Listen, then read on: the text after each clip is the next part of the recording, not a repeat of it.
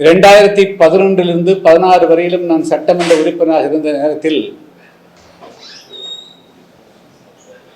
இதே போன்று பல சம்பவங்கள், அதாவது இந்த சாதி மாறி திருமணம் செய்து கொண்டவர்களை அவருடைய குடும்பத்தார் அல்லது உற்றார் உறவினர் அல்லது தங்களுடைய சாதி அல்லது மதத்தை சார்ந்தவர்கள் கொலை செய்யக்கூடிய இந்த சம்பவங்களை கண்டித்து மிகப்பெரிய போராட்டம் நடத்தியிருக்கிறோம். 2016ஆம் ஆண்டு இது குறித்து சட்டமன்றத்தில் நான் தமிழ்நாட்டில் அன்றைய காலகட்டத்தில் 100க்கும் மேற்பட்ட சாதி மாறி திருமணம் செய்து கொண்டவர்கள் கொல்லப்பட்டிருக்கிறார்கள். எனவே இதை தடுப்பதற்கு பிரத்யேகமான ஒரு சட்டம் கொண்டு வரப்பட வேண்டும் என்று நான் சட்டமன்றத்தில் எழுப்பி பேசிய போது அன்றைய முதலமைச்சராக இருந்த காவல்துறைக்கு பொறுப்பேற்றிருந்த மாண்பு பன்னீர்செல்வம் அவர்கள் அதுக்கு அவர் ஏளனமாக பதில் சொன்னார். அன்றே இதனுடைய தீவிரத்தன்மையை உணர்ந்து இதுபோல இளைஞர்கள் பெண்கள் அநியாயமாக படுகொலை செய்யப்படுவதால் தடுப்பதற்கு ஒரு சட்டம் இயற்றியிருந்தால் இன்று அதுக்கு பிறகு எத்தனையோ சம்பவங்கள் நடந்துவிட்டு அவைகளெல்லாம் தடுத்திருக்க முடியும். இப்பொழுது திருமணம் செய்து கடந்த காலங்களில் திருமணம் செய்து அல்லது வீட்டை விட்டு போனவர்களை தேடி பிடித்து கொலை செய்யக்கூடிய நிலை மாறி இப்பொழுது அவர்கள் 2 பேரும் திருமணத்துக்கு கூட செல்லவில்லை. கவினும் சுபாஷினியும் திருமணத்துக்கு கூட செல்லவில்லை. அவர்கள் நட்போடு தான் இருந்திருக்கிறார்கள். திருமணம் செய்து கொள்ளலாமா இல்லையா, அதுக்கு பெற்றோர்கள் சம்மதிக்கிறார்களே இல்லை என்ற அந்த நிலையில் தான் இருந்திருக்கிறார்கள்.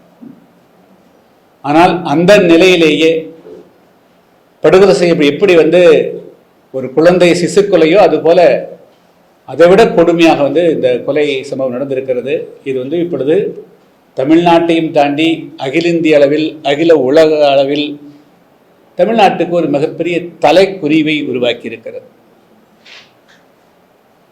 பொதுவாக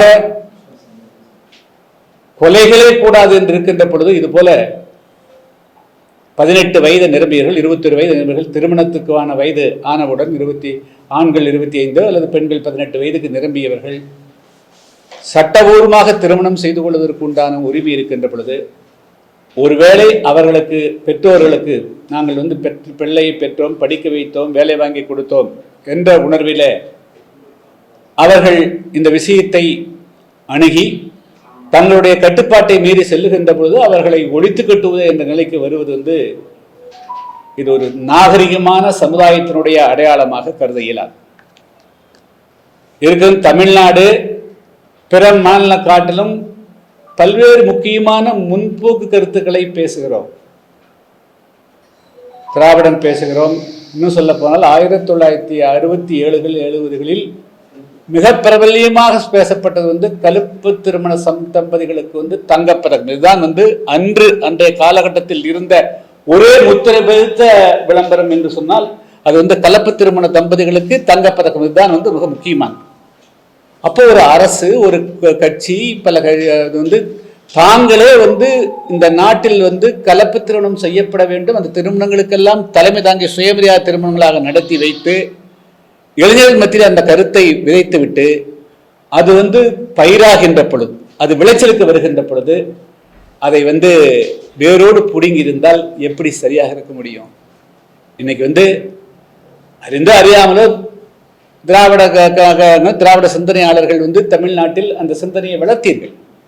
இன்னைக்கு அது கலப்பு திருமணங்கள் செய்யப்படுகின்ற பொழுது அதை நீங்க பாதுகாக்கணும். கடந்த 2021ஆம் ஆண்டு திமுகவினுடைய 505 தேர்தல் அறிக்கையில ஒன்று கலப்பு திருமணத்தை ஆதரிக்கக்கூடிய விஷயங்கள். அப்போ நீங்க இந்த காலகட்ட வரையிலும் நீங்க கலப்பு திருமணத்தை நீங்கள் ஆதரித்து உங்களுடைய கொள்கையா வைத்திருக்கக்கூடியவர்கள் அந்த கலப்பு திருமணத்துக்கு ஒரு மிகப்பெரிய ஆபத்து வருகின்ற பொழுது, உள்ளிருந்தே ஆபத்து வருகின்ற பொழுது அதை தடுக்க வேண்டிய பொறுப்பும் இந்த அரசுக்கும் இருக்கிறதாக நான் கருதுகிறேன். அதுவும் குறிப்பா அரசு என்பதை தாண்டி திமுக மற்ற கட்சிகளை காட்டிலும் நாங்கள் தான் சமூக நீதிக்காக இருக்கக்கூடிய கட்சி என்று பேசக்கூடிய கட்சி. இதுல ஆச்சரியம், எல்லாவற்றுக்கும் கட்டணம் கொடுக்கக்கூடிய முதலமைச்சர் அவர்கள் ஏன் இங்க சென்னையிலிருந்தே அவர் திமுக சார்பாக ஆட்சி வேறு, திமுக கட்சி இருக்கு, திமுக கட்சியின் சார்பாக இதை கண்டிச்சிருக்கணும், கண்டிக்கல. எடப்பாடி பழனிசாமி எதிர்கட்சி தலைவர் அவர் கண்டிக்கல, பாரதிய ஜனதா கட்சி அது கண்டிக்கல. இதெல்லாம் என்ன நியாயம்? ஏன் இந்த பாகுபாடு? இது போல ஒரு மிக முக்கியமாக குறிப்பாக விளிம்பு நிலைக்கு தள்ளப்பட்டிருக்கக்கூடிய மக்கள், இன்னும் பட்டியல் பிரிவிலே நசுக்கப்பட்டுக் கொண்டிருக்கக்கூடிய மக்களுக்கு ஒரு பாதிப்பு வருகின்ற பொழுது கை கொடுக்காமல், அவர்கள் பக்கம் நிற்காமல் நீங்கள் மௌனம் சாதிப்பது என்பது மீண்டும் அந்த கௌரவ கொலைகளுக்கு மறைமுகமான ஆதரவு என்று எடுத்துக்கொள்வதா, இல்லை நீங்கள் கோலைகளாக இருக்கிறீர்கள் என்று நாங்கள் கருதுவதா, அல்லது உங்களை இந்த மக்களை தேர்தல் நேரத்திலே முற்போக்கு பேசிவிட்டு தேர்தல் முடிந்த பிறகு பிற்போக்குத்தனமாக நடந்து கொள்வது என்ற எண்ணத்துக்கு போய்விடுகிறீர்கள் என்று நாங்கள் கருதுவதா? இதுக்கு அது அவர்கள் தான் பதில் சொல்லும். எனவே இது மொத்தத்தில் இது தமிழ்நாட்டில் இந்த ட்ரெண்ட் மிக அதிகமாயிட்டு இருக்குது. அதாவது அன்றைய காலகட்டத்தில் படிக்காமல் இருந்தாங்க, இன்று நீங்களே உயர்கல்வி கொடுக்குறீங்க, எல்லாம் இந்தியா ஃபுல்லாக உலகம் ஃபுல்லாக இன்னைக்கு பேசிக் ஸ்கூல் எஜுகேஷன் தாண்டி கல்லூரி எஜுகேஷன் யூனிவர்சிட்டி எஜுகேஷன் போகிறோம். பெரும்பாலானவர்கள் தொழிற்கல்வி பயிர்கிறார்கள். பயின்ற பிறகு தொழில்நுட்ப ஐடி ஃபீல்டில் மாநிலத்தை தாண்டி பம்பாய் போகிறாங்க, கல்கத்தா இருக்கிறாங்க, டெல்லியில் வேலை செய்கிறார்கள். அங்கே பணிபுரிகின்ற பொழுது அவர்கள் தங்களுக்கு தேவையான துணையை அவர்கள் தேர்ந்தெடுக்கிறார்கள். இதை எப்படி தடுப்பீங்க? சரி, இதை கொள்றீங்க, திடீரென்று பார்த்தால் திடீர்னு ஜப்பான் பெண்ணோடு திருமணம் என்று நாங்கள் ஜப்பான் போடுறீங்க, கொரியா பெண்ணோடு திருமணம் போடுறீங்க, அமெரிக்கா பெண்ணோடு திருமணம் போடுறீங்க, அதையும் கொள்வீங்க இல்லையா? அப்ப இது என்ன பார்வை உங்களுக்கு? இதெல்லாம் வருதில்ல.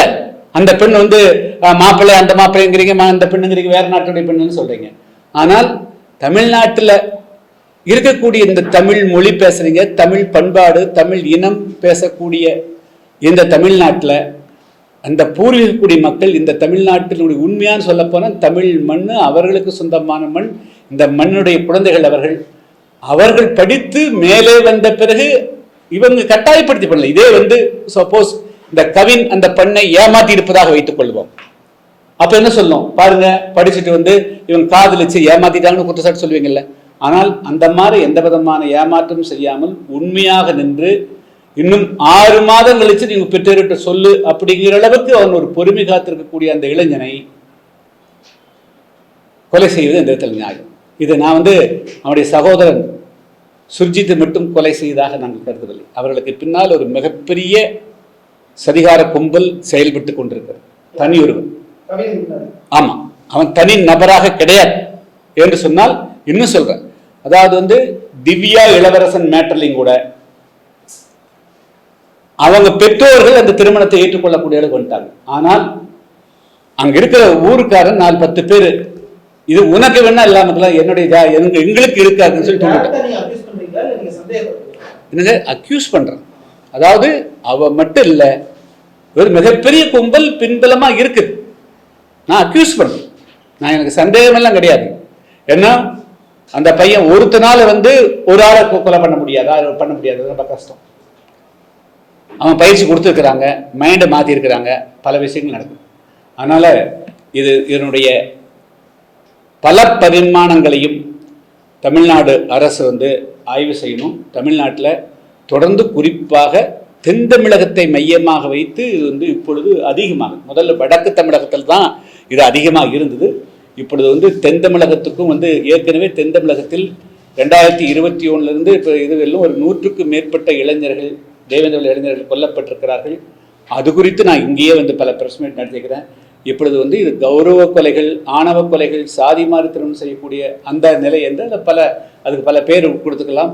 இதுபோல் தாங்களாக முன் இளைஞர்கள், இது 27 வயது நிரம்பிய 2 பேரும் 18 வயசு அல்ல, 27 வயது நிரம்பிய ஒரு ஆணும் பெண்ணும் கூட தங்களுடைய வாழ்க்கையை தேர்ந்தெடுப்பு முடிவு செய்வதற்கு உண்டான முடியாமல் அவர் கொலையிடக்கூடிய சூழ்நிலை உருவாயிருக்கிறது. எனவே இது தமிழ்நாடு அரசு இது பல வழிகளிலும் இதுக்கு தடுக்கணும்.